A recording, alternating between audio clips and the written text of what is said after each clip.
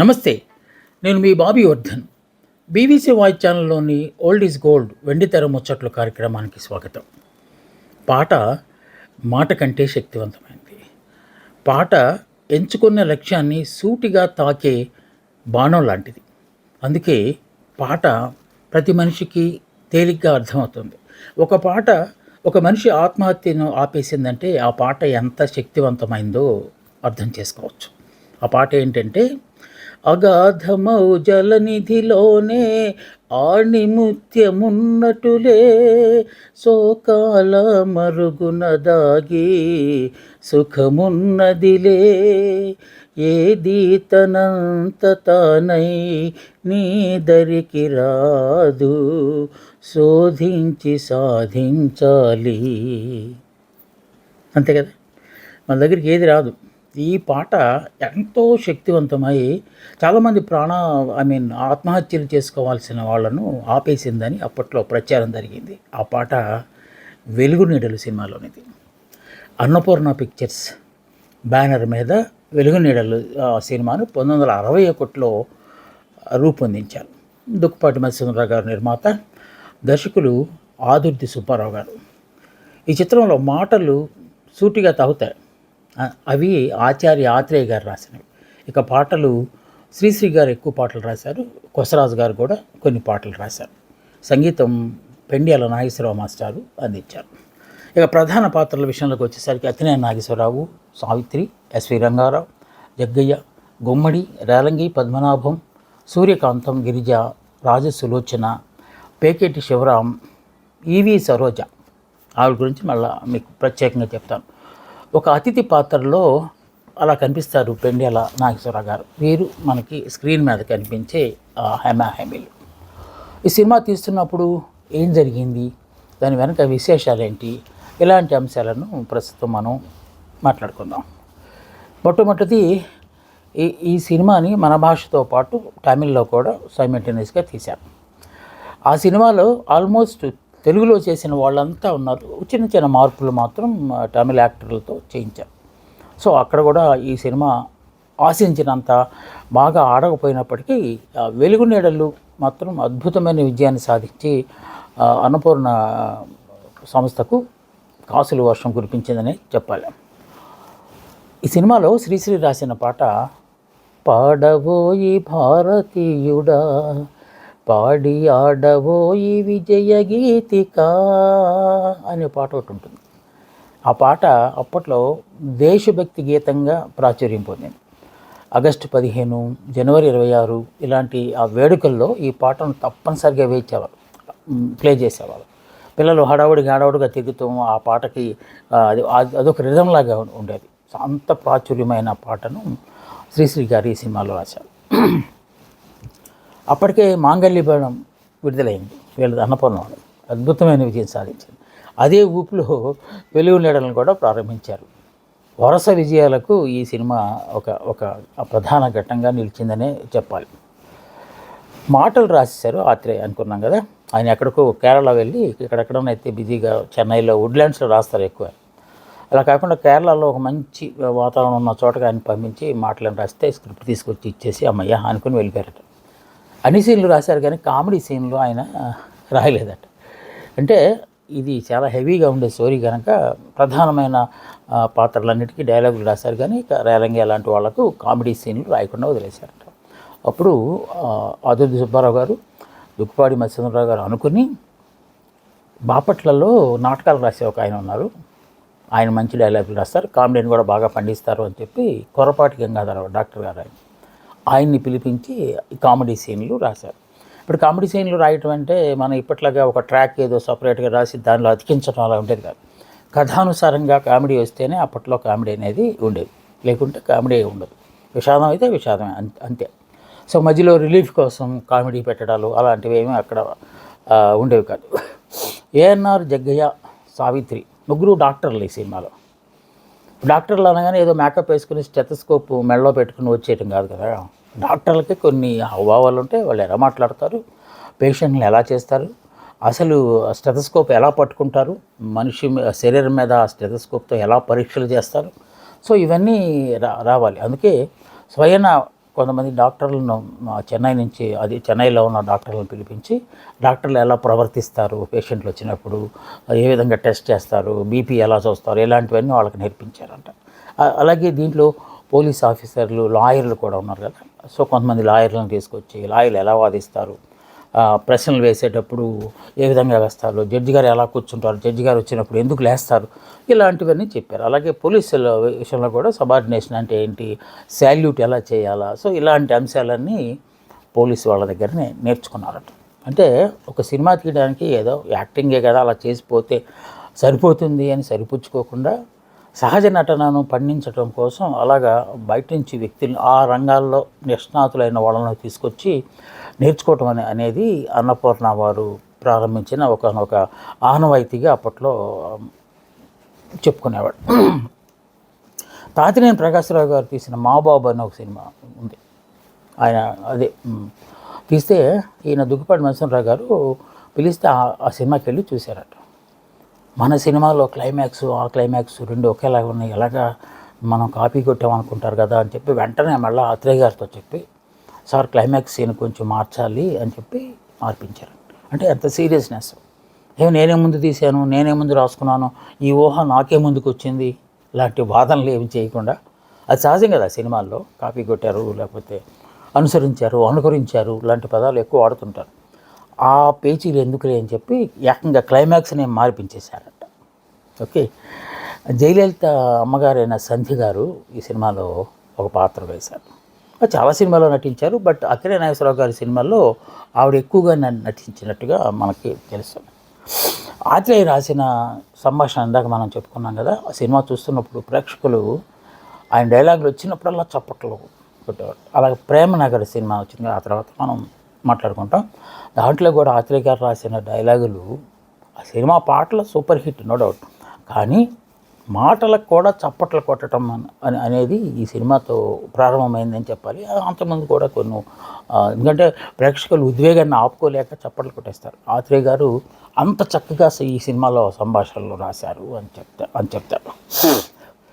శ్రీశ్రీ గారు కలకాలిది విలువైనది ఆ పాట తీస్తున్నప్పుడు వాద్య బృందానికి ఆర్కెస్ట్రేషన్ అంటారు కదా, అక్కినేని గారు ఇది రేడియోలో పాడుతున్నట్టుగా ఆ పాట చిత్రీకరించారు. అక్కడ ఆర్కెస్ట్రాని మొత్తాన్ని చూపించారు. ఒక కొత్త ట్రెండ్ అది. పాట ఎలా రాశారు, దాని నేపథ్యం ఏంటి అట్లాంటిది ఏమీ మరుగున పరచకుండా అసలు ఆ పాట ఎలా ఉంటుందో చూపించడానికి సందర్భాన్ని అనుసరించి ఆర్కెస్ట్రా మొత్తాన్ని చూపించారు. ప్లే చేయటం అంతా, వైలిన్ వాయించడం అంతా. అక్కడ వాళ్ళకి సూచనలు చేస్తూ ఇలాగా డైరెక్ట్ చేస్తుంటే ఆర్కెస్ట్రైజేషన్ అంటారు. అది పెండ్యాల వారు ఆ సినిమాలో కనిపించారు. ఈ ఆనవాయితీ ఘంటసాల గారు కూడా కొన్ని సినిమాలు, 2-3 సినిమాలు అనుకుంటాం, ముఖ్యంగా వెంకటేశ్వర మహత్యంలో శేషశైలవాస అనే పాట ఉంటుంది కదా, ఆ పాట ఆయన పాడుతున్నట్టుగానే చిత్రీకరించారు. అంటే సహజమైన పాత్రనే అక్కడ చూపించారు. సో అది అప్పట్లో ఒక చిన్న ప్రయోగంలాగా అనుకోవాలన్నమాట. ఇక ఈ సినిమాకి మూలం ఏంటంటే 1956లో బెంగాలీ, అంటే ప్రతిదీ మనం బెంగాలీ వాళ్ళని అనుసరిస్తాం. మీరు శరత్ దేవదాస్ దగ్గర నుంచి, బాటసార దగ్గర నుంచి చాలా సినిమాలను మనం బెంగాలీ మీద ఆధారపడతాం. సో 56లో ఒక సినిమా వచ్చింది, చలాచల్ అనే. ఆ సినిమా కథ ప్రేరణగాని ఈ సినిమాని రూపొందించారని దుక్కుపాటి నరసింహరావు గారు ఆ తర్వాత చెప్పారు. అలాగే అక్కినేని నాగేశ్వరరావు గారు చాలా ఇంటర్వ్యూల్లో చెప్పారు, వెలుగునీటలు అనేది మన కథ కాదు వాస్తవానికి, అందుకే అంత హెవీగా ఉంది అని చెప్పి ఆయన చాలా. ఇక రేలంగి వెంకటరామయ్య గారు అంటే కామెడీకి పెట్టిన పేరే. ఆయన వాకింగే సపరేట్గా ఉంటుంది, ఆయన చూపే సపరేట్గా ఉంటుంది. సో చాలా సినిమాల్లో ఆయనకి ఏదో ఒక ఊత పదం పెట్టడం అనేది ఆనవాయితీకి వచ్చింది. కొరపాటి గంగాధరరావు గారు రాశారు కదా కామెడీ సీన్లు, ఆయనకు కూడా శివగోవింద గోవింద, ప్రతిదానికి శివగోవింద గోవింద అనడం అనేది ఒక ఊత పదంలాగా ఆయనకి ఆ సినిమాలో పెట్టారు. అది చాలా కాలం ప్రజల నోళ్ళలో నాంతూ వచ్చింది. సినిమాలో అక్కినేని నాగేశ్వరరావు గారికి ఫ్రెండ్ సర్కిల్ ఉంటుంది కదా, మిత్ర బృందం ఉంటుంది. ఆ మిత్ర బృందంలో ఒక ఆయన ఉంటారు, ఆయన పేరు కొమ్మినేని శేషగిరిరావు గారు. కొమ్మినేని శేషగిరిరావు గారు అంటే ఆ తర్వాత కాలంలో దేవతలారా దీవించండి అలాంటి సినిమాలు తీశారు ఆయన డైరెక్టర్గా మారి. ఆయన ఒక చిన్న పాత్ర వేశారు, ఫ్రెండ్స్ పాత్ర, అక్కినేని నాగేశ్వరరావు గారు ఫ్రెండ్స్. ఆయన ఎవరో తెలిసిన మన కొమ్మినేని చక్రవర్తి గారు, మ్యూజిక్ డైరెక్టర్ ఉన్నారు కదా, ఆయన అసలు పేరు కొమ్మినేని అప్పారావు చౌదరి, కాకుంటే కొమ్మినేని చక్రవర్తిగా ఆయన పేరు మార్చుకున్నారు. సూపర్ హిట్ సాంగ్స్ ఇచ్చిన చక్రవర్తి గారికి ఈయన స్వయాన సోదరుడు. అందువల్ల ఆ సినిమా ఫీల్డ్లో అలాగేసి కొనసాగింది. కొన్ని సినిమాలు కూడా ఆయన తీశారు. ఇక రోజుకు 2-3 పాటలు రాసేయటం అనేది శ్రీశ్రీ గారికి పెన్నుతో పెట్టిన విద్య. కానీ ఈ పాట పాడబోయి భారతీయుడ ఆ పాట మాత్రం ఎంతకు తెగట్లేదట. రాస్తున్నారంట, మళ్ళీ కొట్టేస్తున్నారంట, రాస్తున్నారంట. 15 రోజులు పట్టిందట. సో అంత కష్టపడి, అంత ఇష్టపడి, అన్ని రోజులు దాన్ని అధ్యయనం చేసి రాశారు కనుకనే ఆ పాట దేశభక్తి గీతంగా ప్రాచుర్యం పొందింది. అంటే కొంత ప్రసవేదన అంటాం కదా, ఒక పాట బయటికి రావాలంటే ఆ రచయిత లేకపోతే కవి పడే ఆవేదన, లేకపోతే ఆందోళన, అంతర్మథనం అనేది ఆ పాటలో డెఫినెట్గా ప్రతిఫలిస్తుంది. అదే జరిగింది ఈ పాడబోయే భారతీయుడు అన్నది. మీకు తెలుసా, గంటసామైన శ్రీశ్రీ గారు తన పాటలన్నీ కలిపి ఒక సంకలనంగా వేశారు. ఆ పుస్తకానికి ఆయన పెట్టిన పేరే పాడబోయే భారతీయుడు. సో ఆ పాట ఆయనకి అంతగా నచ్చింది. చాలా పాటలు రాశారు, విప్లవాత్మకమైన పాటలు ఆయన. కానీ ఆ పాట పేరునే తన పాటల సంకలనాన్ని పెట్టారంటే ఆ పాట ఎంత చెరగని ముద్ర వేసిందో ఆయన మనసులో మనం చిన్న ఉదాహరణగా చెప్పుకోవచ్చు. ఇక సరిగంచు చీర కట్టి అనే ఒక పాట జానపద స్టైల్లో ఉంటుంది. దీన్ని కూడా బెంగాలీ పాట స్టైల్లోనే కొసరాజు గారు రాశారని చెప్పి. ఎందుకంటే వింటారు, ఆ సినిమా చూసినప్పుడు ఆ సినిమాలో పాటలు కూడా వింటారు కదా. విన్నప్పుడు ఈ పాట ఇదేదో అంటే ఫోక్ అనేది, అంటే జానపదం అనేది ఏ దేశంలో ఉన్నా కూడా, ఇప్పుడు ఆఫ్రికన్ దేశాల వాళ్ళు చాలా ఎక్కువ జానపద గేయాలు పాడతారు. సో ఆ పాటలు మనం కూడా బాగా ఆదరిస్తాం, అవి ఎక్కువ అట్రాక్ట్ చేస్తాయి. సో అందువల్ల కొసరాజు గారు కూడా ఈ పాటని సరిగంతు చీర కట్టిన దాన్ని ఆయన తీసుకున్నారు. అలాగే ఓ రంగయ్యో పూల రంగయ్య అని ఇంకో పాట ఉంటుంది. సో ఇవన్నీ ఎక్కడో ఒక చోట బాణీలను తీసుకుని రాసినవే. కొన్నిసార్లు మరాఠీలు కూడా మంచి సాహిత్యం ఉంది. మరాఠీలు జానపదం అంటే అద్భుతం. నాటకాలకు వాళ్ళు ఎంత ప్రాధాన్యత ఇస్తారో జానపద కళలకు, అంటే ముఖ్యంగా ప్రజా కళలకు కూడా వాళ్ళు అంతే ప్రాధాన్యత ఇస్తారు. సో అక్కడి నుంచి కూడా కొన్ని ట్యూన్లు మన వాళ్ళు చాలా సినిమాల్లో వాడుకుంటూ వచ్చారు. ఈ ఓరంగయ్య పాట కూడా అలాగా ప్రేరణ పొంది తీసింది దీనిగానే మనం అనుకోవాలి. మనకి కళాకానిది విలువైనది ఆ పాట, స్ఫూర్తిదాయకమైన పాట మనం వింటూ ఉంటే అది శ్రీశ్రీ గారు అనుకున్నాడు. ఎందుకంటే ఈ సినిమాలో ఆల్రెడీ మాటలు రాసిన ఆత్రేయ గారు పాటలు కూడా రాసి ఉంటారు. లేకపోతే ఈ కళాకానిది నిజమైనది అనే ఒక భావోద్వేగమైన పాటను ఆయనే రాసి ఉంటారని చాలామంది అనుకున్నారట. ఈమెన ఆల్ రేడియోలు ప్రసారం చేసేటప్పుడు కూడా కొన్నిసార్లు అనౌన్సర్స్ కన్ఫ్యూజ్ అయిపోయి ఆత్రేయ అని చెప్పేవారట. మళ్ళీ ఆ తర్వాత క్షమించాలి, ఈ పాట రాసింది శ్రీశ్రీ అని చెప్పేవారట. అంటే ఆ సాహిత్యం ఒక కవికి అన్ని రకాల సందర్భాలకు పాటలు రాసే ఒక చాకచక్యం ఉండాలి. సో ఈ పాట ఆ కన్ఫ్యూజన్ చేసింది. ఇంకో పాటతో కూడా కంపేర్ చేస్తారు. అది కారులో షికారు చేసే అనే పాట ఒకటి ఉంది. అది శ్రామిక జీవుల గురించి పాడే పాట, ఇంకో సినిమాలో, వేరే సినిమా, ఈ సినిమాలో. దాన్ని ఆత్రేయ గారు రాశారు, కానీ ఆ పాట శ్రీశ్రీ గారు రాశారని చాలామంది అనుకునేవారు. సో ఈ 2 పాటల విషయంలో ఆయనకి ఆపాదించడం అనేది కూడా జరిగింది. ఎందుకంటే ఆ కలం తాలూకు బలం అలాంటిది. సో అది. ఇక శతదినోత్సవ వేడుకలనట 3 చోట్ల విజయవాడ, రాజమండ్రి, విశాఖపట్నంలో చేద్దాం అనుకున్నారట. వాళ్ళు విజయవాడలో శతదినోత్సవం అయిపోయింది. ఇక డిన్నర్ అంతా చేసేసి ట్రైన్కి బయలుదేరిపోవాలి. వీళ్ళంతా ఆ శతదినోత్సవ వేడుకలు అయిపోయి భోజనాలను చేసేసరికి టైం అయిపోయి ట్రైన్ మిస్ అయిపోయింది. ఇంకేం చేయాలి, నెక్స్ట్ అనౌన్స్ చేసాము పలానా టైంకి అని చెప్పి వెంటనే అప్పటికి ఒక పాసింజర్ ఉంటే, పాసింజర్లో 3rd క్లాస్ ఏసీ అనేది ఒకటి ఉంటే దాంట్లో ఎక్కడానికి ప్రయత్నించారట. ఎక్కేశారు మొత్తానికి. వస్తుంటే అది తెలిసిపోయింది జనాలు. పాసింజర్ ఏంటి, అన్ని స్టేషన్లు ఆగుతుంది కదా. ఎప్పుడో ఒకసారి గేట్ దగ్గరికి ఎవరో సినిమా యాక్టర్ కనపడేసారు, అది సినిమా వాళ్ళు వెళ్తున్నారు అని చెప్పి ప్రతి స్టేషన్లో జనాలు వచ్చేసి సినిమా వాళ్ళని చూడటానికి ఎగబడ్డారట.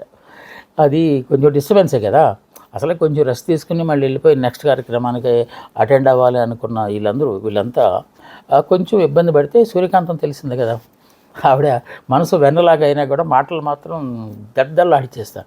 సో ఆవిడ వచ్చి ఉన్నాయా బాబు, మేము మనుషులే కదా, మేము కాస్త పడుకోవాలి కదా, భోజనం చేస్తాం కదా అని చెప్పి ఆవిడ అందరినీ సముదాయించి పంపించేసింది. ఆ పెద్ద తల్లికి, ఆ మహాతల్లికి మాటకి విలువ ఇచ్చి కొంతమంది సరేనండి అని చెప్పి వదిలేశారండి. ఇది కూడా ఒక ముచ్చటగా ఈ సినిమాకి సంబంధించి ఏవికే రంగారావు గారు ఉన్నారు, ఈ సినిమా గురించి అద్భుతంగా రాస్తారు. ఆయన ప్రస్తావించారు ఈ సినిమా గురించి. ఇక తమిళ్ సినిమా అంత గొప్పగా ఆడకపోవడానికి ఈ సినిమా తెలుగులో అయితే అద్భుతంగా ఆడింది. దినోత్సవాలు మనం అనుకున్నాం కదా, ఇప్పుడు విజయవాడ, రాజమండ్రి, విశాఖపట్నంలో ప్లాన్ చేశారు. తమిళ్ సినిమా మాత్రం ఆడాల్సినంత రీతిలో ఆడకపోయేసరికి ఏంటి అసలు ఏం జరిగింది, అందులో ఈనోట్లే కదా, ఏఎన్ఆర్ ఉన్నారు, సావిత్రి గారు ఉన్నారు, ఎస్వీఆర్ గారు ఉన్నారు, అంతా ఉన్నారు, అయినా సరే ఎందుకు సినిమా దెబ్బ కొట్టింది అని చెప్పి ఆలోచిస్తే అక్కినేని నాగేశ్వరరావు గారు ఎదుగుదల, ఏఎన్ఆర్ గారు తెలుగులోనూ అద్భుతంగా చేస్తున్నారు, తమిళ్లో కూడా అద్భుతంగా చేస్తున్నారు, ఇంకా మనకు ఎవరు లేరా ఏంటని చెప్పి ఎవరో ఒక తమిళ ప్రముఖ నటుడు ఆయన మీద కుట్ర పన్ని ఈ సినిమా డిస్ట్రిబ్యూషన్ హక్కుల విషయంలో కొంత గొడవ సృష్టించి థియేటర్లో కూడా మౌత్ టాక్ చేయించారండి. ఏం బాగాలేదు ఆ సినిమా, అది మరి అంతా ఏడుపు కొడు సినిమా లాగా ఉంది అని చెప్పి ఒక టాక్ ప్రచారం చేసేసరికి ఆ సినిమా కొంచెం వెనక్కి అది గమనించారట. అంటే సినిమా రంగంలో ముఖ్యంగా ఈర్ష్యలు అనేవి చాలా ఉంటాయి. ఒక దశలో అయితే అక్కినేని నాగేశ్వరరావు గారికి, ఎన్టీ రామారావు గారికి గొడవలు వచ్చాయంట అని పుకార్లు కూడా ఉన్నాయి. వాళ్ళిద్దరూ స్వయంగా బయటకు వచ్చి మాకు అలాంటిది తెలియదు, మీ ఇద్దరం బ్రదర్స్ లాంటి వాళ్ళం అని చెప్పేదాకా ఆ పుకార్లు అలా ఉన్నాయి. అప్పట్లో హిందూ నేషన్ అని ఒక పత్రిక వచ్చేది, చెత్త పత్రిక, తమిళనాడులో తమిళ్ పత్రిక. అది అన్నీ గాసిప్సే, అవాకులు చవాకులు అన్నీ రాస్తూ ఉండేది. అలాంటి పత్రికలోనే ఈ వార్త కూడా వచ్చింది. ఒక ఆయన ఎవరో చేశారు, ఏఎన్ఆర్ అంటే అతను గిట్టదు అని చెప్పి రాశారట. సో అది కూడా అప్పట్లో ప్రాచుర్యం పొందింది. ఈ సినిమాకి హెమాహెమీలు పనిచేశారని అనుకున్నాం కదా, ఇందాక శేషవరావు గారు అని చెప్పాం. కళా తపస్వి విశ్వనాథ్ గారు ఈ సినిమాకి సౌండ్ ఇంజనీర్గా వచ్చారు. ఆయన కొన్ని సినిమాల్లో అసిస్టెంట్ డైరెక్టర్గా చేశారు, కొన్ని సినిమాల్లో డైలాగ్ ప్రాక్టీస్ చేయించే దీనిగా చేశారు. అన్ని రంగాల్లో ఆయన మన 24 క్రాఫ్ట్స్ అంటాం కదా, వాటిల్లో కాస్త ప్రవేశం. పాటలు అంటే అద్భుతంగా వింటారు, సంగీతం మీద మంచి పట్టుంది. అలాంటి వ్యక్తి సౌండ్ ఇంజనీరింగ్ అంట, అది చాలా కీలకమైన భూమిక వహిస్తుంది. ఎందుకంటే సౌండ్ మిక్స్ చేసేటప్పుడు లిప్ మూమెంట్కి కనుక కరెక్ట్గా అది కనుక సరిపోకపోతే సినిమా అంతా ఆభాస పాలైపోతుంది. సో అలాంటి ఆ సౌండ్ ఇంజనీరింగ్గా డైరెక్టర్గా కె విశ్వనాథ్ గారు ఈ సినిమాలో వచ్చేసారట. కళా తపస్వి అని నేను అన్నానంటే అప్పటికి ఆయన కళా తపస్వి కాదు, ఆ తర్వాత కాలంలో కళా తపస్విగా ఆయన రూపాంతరం చెందారు అని అర్థం. ఈ సినిమా అంత సక్సెస్ఫుల్గా ఆడటానికి మాటలు ఎంత ఉపయోగపడినాయో, నటన ఎంత గొప్పగా పనికొచ్చిందో, పాటలు కూడా అంతే అద్భుతంగా వచ్చాయి. పెండియాల నాగేశ్వరరావు గారు అంటే ఇంకా మజాగాన. చాలా సినిమాలకు అప్పట్లో ఘంటసాల గారు ప్రతి పాట సూపర్ హిటే. ఇక పెండియాల గారు, కోదండపాణి గారు, దక్షిణామూర్తి గారు, వీళ్ళందరూ రకరకాల మహానుభావులు, గొప్ప పాటలను అప్పట్లో. అందుకే ఇప్పటికీ కూడా ఆ పాటలు వింటూ ఉంటే మనకి ఇప్పుడు వచ్చిన సినిమాల్లో మహా అయితే 2-3 నెలలు ఉంటుంది ఆ పాట ప్రజల నోళ్ళలో. ఆ తర్వాత దాన్ని మర్చిపోతాం, మళ్ళీ ఇంకో పాట వస్తుంది. అప్పుడు అలా కాదు, అప్పటి పాట మనం వింటే ఇప్పటికి కూడా అది మనం అంటాం కదా, శరీరం రోమాంచితం అవుతుంది అని చెప్పి. అలాంటి వాటిలో కొన్ని ముఖ్యమైన పాటలు ఆ సినిమాలో బాగా సూపర్ హిట్ అయిన పాటల్లో ఒకటి మనం ఇందాక పాడుకున్నదే, కలకానిది నిజమైనది. ఆ తర్వాత పాడబోయి భారతీయుడ, మనం అది చెప్పాం కదా. చల్లని వెన్నెల సోనలు, తెల్లని మల్లెల పువ్వులు, ఈ పాట బర్త్డే సాంగ్. ఇది కూడా చాలా బాగుంటుంది ఆ సినిమాలో. ఓ రంగయ్యో పూల రంగయ్యో ఓర చూపు చూసి లాలించిపోవయ్యో, ఈ పాట కూడా ఆ సినిమాలో కొంచెం సాహిత్యం నాకు అంతగా గుర్తుగా లేదు కానీ, హాయిగా జాబిల్లితో లేరేయి వెండి తారాలల్లి మత్తు మందు చల్లెనోయే, ఆ పాట కూడా ఒకటి చాలా బాగుంటుంది. ఇక ఇంకోటి భలే మంచి రోజులులే మళ్ళీ ఇక రావులే, ఈ పాట కూడా వెలుగు నీళ్ళ సినిమా హిట్ అవ్వడానికి దోహదం చేసింది. సో హెచ్ఎంఈ వారు దాన్ని రికార్డుగా వేశారు. ఇప్పటికీ ఆకాశవాణిలో, రేడియోలో ఈ పాటలు వస్తూనే ఉంటుంది. మీరు అప్పుడు ఆ పాటలు విని ఎంత సంతోషించారో ఈ సినిమా చూస్తే అంతకంటే ఎక్కువ సంతోషిస్తారు. యూట్యూబ్లో అది లభ్యమవుతుంది. ఈ సినిమా తప్ప చూడడం, వెలుగు నీడలు. 1961 జూన్ 7వ తేదీన ఈ సినిమా రిలీజ్ అయింది. సో ఇప్పటికీ దాని గురించి మనం మాట్లాడుకుంటూ ఉన్నాం. సో మళ్ళీ ఇంకొక మంచి సినిమా గురించి ముచ్చటించేందుకు మీ దగ్గర నేను వస్తాను. అందాక సెలవు. నమస్తే, మీ బాబీ వర్ధన్.